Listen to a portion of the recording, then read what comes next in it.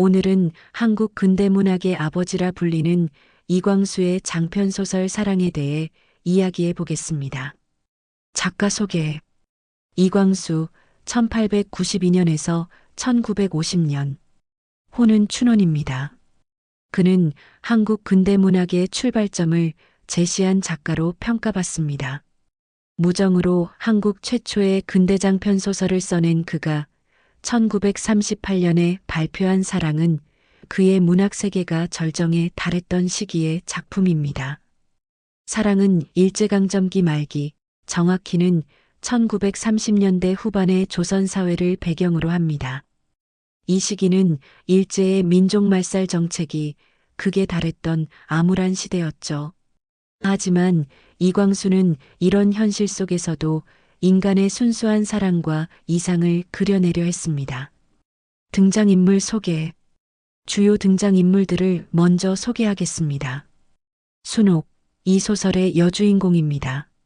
순수하고 아름다운 처녀로 전통적인 여성상과 근대적 여성상 사이에서 고뇌하는 인물입니다.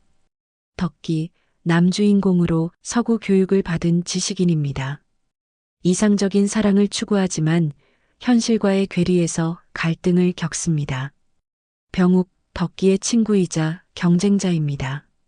보다 현실적이고 실용적인 사고를 가진 인물로 그려집니다. 만남과 첫사랑. 이제 소설의 줄거리를 자세히 살펴보겠습니다. 이야기는 경성을 배경으로 시작됩니다. 덕기는 일본에서 유학을 마치고 고국으로 돌아온 젊은 지식인입니다. 그는 서구의 자유연애 사상에 물들어 있으면서도 한편으로는 조선의 전통적 가치에 대한 그리움을 품고 있습니다. 어느 봄날 덕기는 우연히 순옥을 만나게 됩니다. 순옥은 전통적인 가정교육을 받았지만 신식교육도 어느 정도 받은 과도기적 여성입니다. 그녀의 단아하면서도 지적인 모습에 덕기는 한눈에 반하게 됩니다. 두 사람은 몇 차례의 우연한 만남을 통해 서로에게 끌리게 됩니다. 덕기는 순옥에게서 자신이 그리던 이상적인 조선 여성의 모습을 발견합니다. 반면 순옥은 덕기의 지적이고 세련된 모습에 마음을 빼앗깁니다. 사랑의 발전과 갈등. 두 사람의 관계가 깊어지면서 다양한 갈등이 시작됩니다. 첫 번째 갈등은 가족들의 반대입니다. 순옥의 아버지는 전통적인 유학자로 자유연애를 받아들이기 어려워합니다. 그는 딸의 결혼을 중매를 통해 정하려 하죠.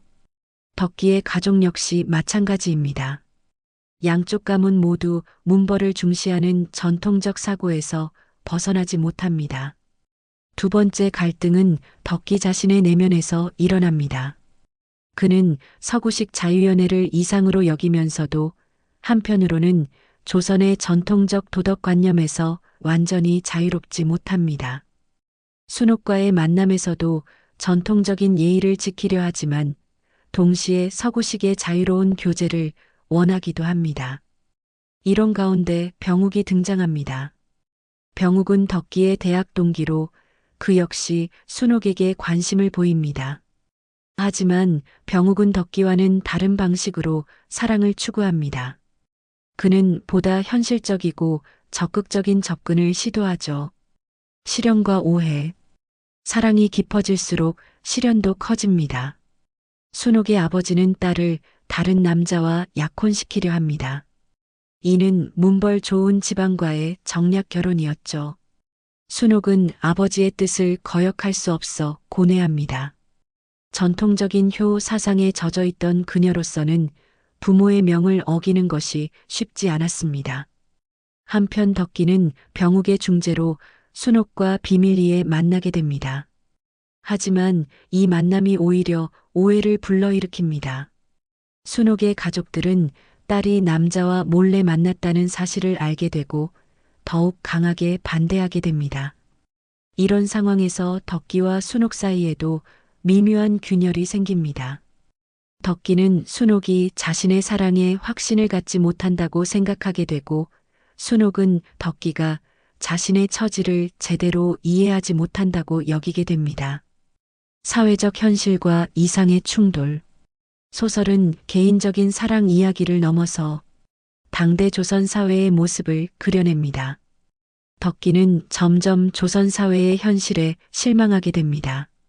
전통과 근대 사이에서 혼란스러워하는 사회, 일제강점기라는 암울한 현실, 그리고 진정한 사랑조차 이루기 어려운 상황에 좌절감을 느낍니다.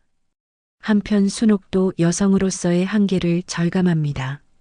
아무리 교육을 받고 의식이 있어도 여전히 가부장적 사회에서는 자신의 의지대로 살기 어려웠죠. 그녀는 사랑하는 사람과 함께하고 싶지만 사회적 제약 때문에 그럴 수 없는 현실에 괴로워합니다. 이 시기에 병욱의 역할이 중요해집니다. 그는 덕기와 순옥 사이의 중재자 역할을 하면서도 한편으로는 자신만의 사랑 방식을 보여줍니다.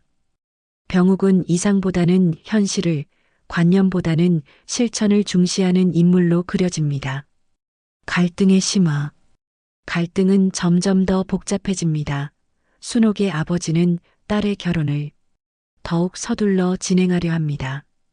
그는 딸이 덕기와의 만남을 완전히 끊기를 원하죠.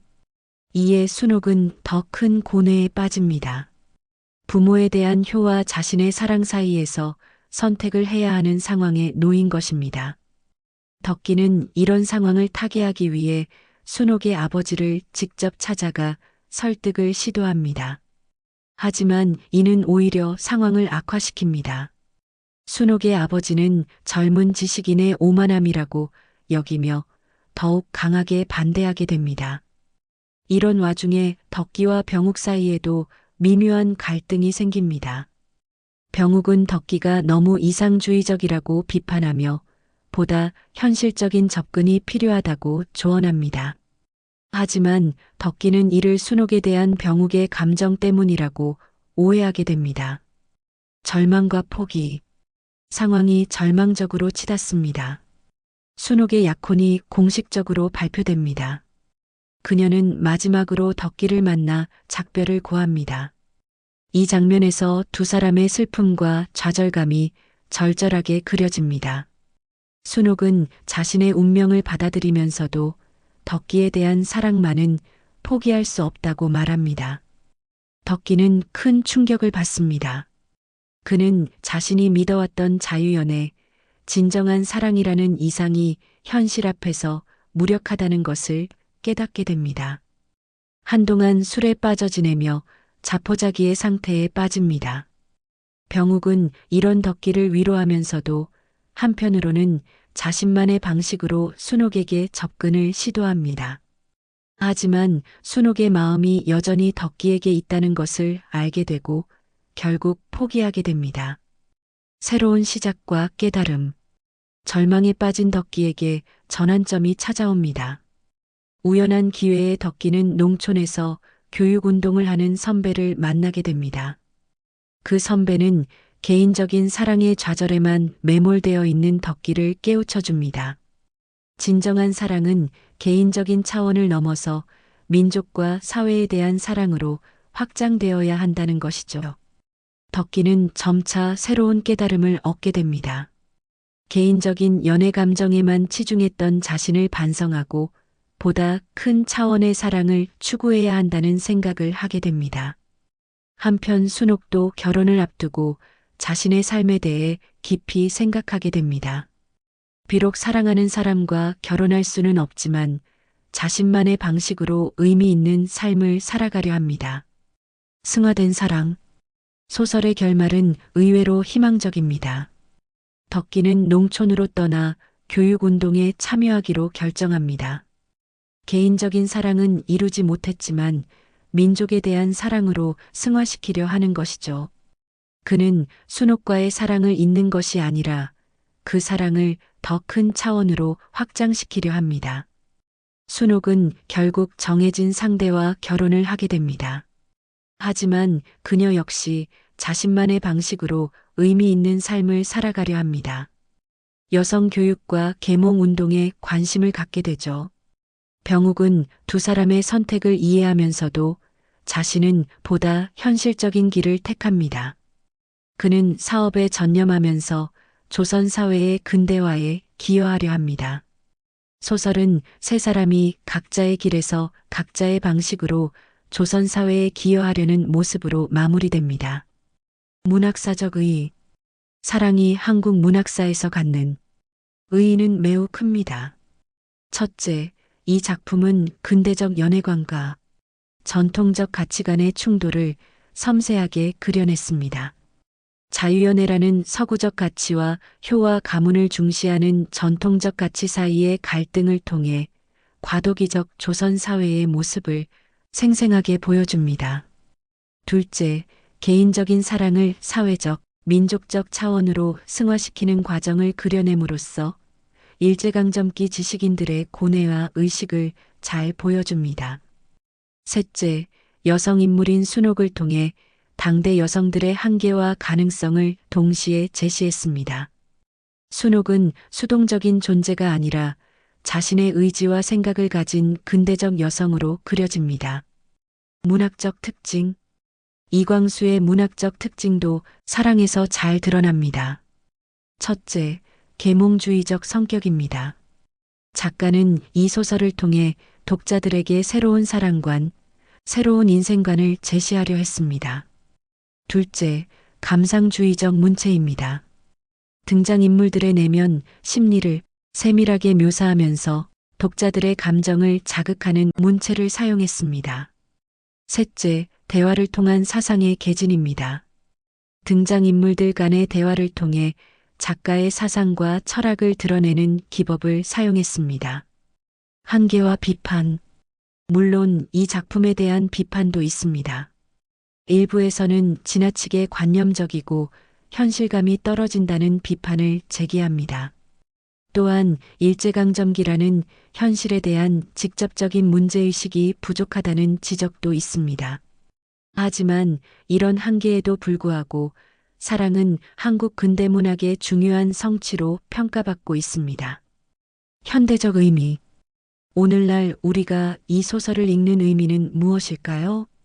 사랑은 비록 1930년대를 배경으로 하고 있지만 전통과 근대, 개인과 사회, 이상과 현실 사이의 갈등이라는 주제는 여전히 유효합니다.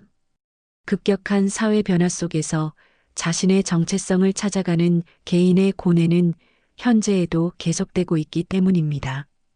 또한 진정한 사랑이란 무엇인가, 개인적 행복과 사회적 책임을 어떻게 조화시킬 것인가 하는 문제는 오늘날에도 여전히 우리가 고민해야 할 과제입니다.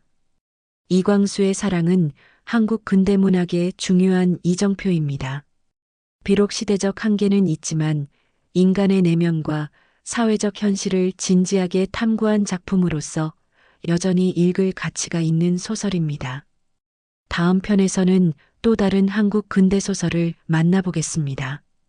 오늘도 시청해 주셔서 감사합니다. 구독과 좋아요 부탁드리고 다음에 또 만나요.